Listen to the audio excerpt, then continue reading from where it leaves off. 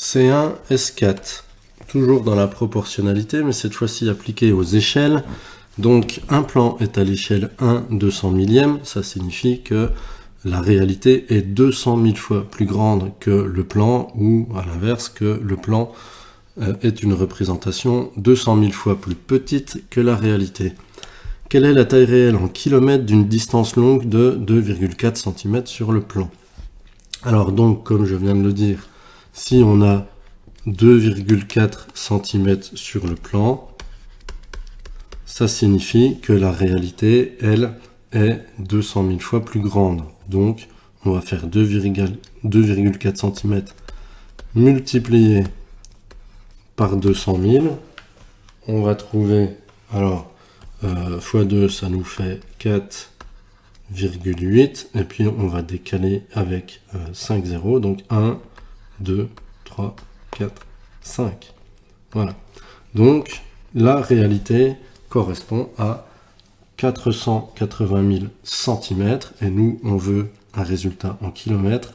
Donc, on va convertir 480 000 cm. Ça nous donne en kilomètres. Alors déjà, on peut décaler de 2 rangs pour avoir des mètres. Voilà. Et puis encore de 3 rangs, la virgule, pour avoir des kilomètres.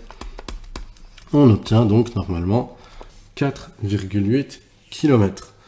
Deuxième question, quelle est la taille sur le plan d'une distance réelle de 225 km? Donc, comme on va devoir diviser par 200 000, moi je recommande quand même de faire la conversion avant. Donc, ça nous donne 225 km qu'on va convertir en centimètres. Donc, on réécrit.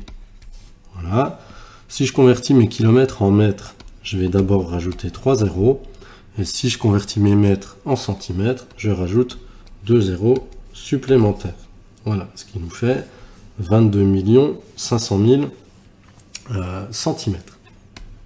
Voilà. Et maintenant, mon plan est 200 000 fois plus petit que la réalité.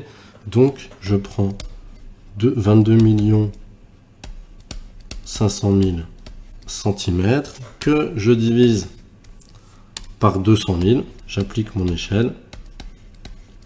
Voilà. Donc, si jamais j'ai pas de calculatrice à ma disposition, je vais simplifier. Donc là, vous voyez, hop, un zéro par-ci, un autre par là, et puis ainsi de suite. Alors, même si là, il y a exactement le même nombre de zéros, moi, je recommande quand même de prendre la bonne habitude de faire un zéro, une couleur. Ça vous évitera d'en barrer un peu trop rapidement d'un côté ou d'un autre.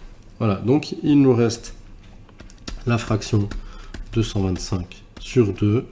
Et ça nous donne 225 sur 2, et bien ça fait 112,5 cm et l'exercice est terminé.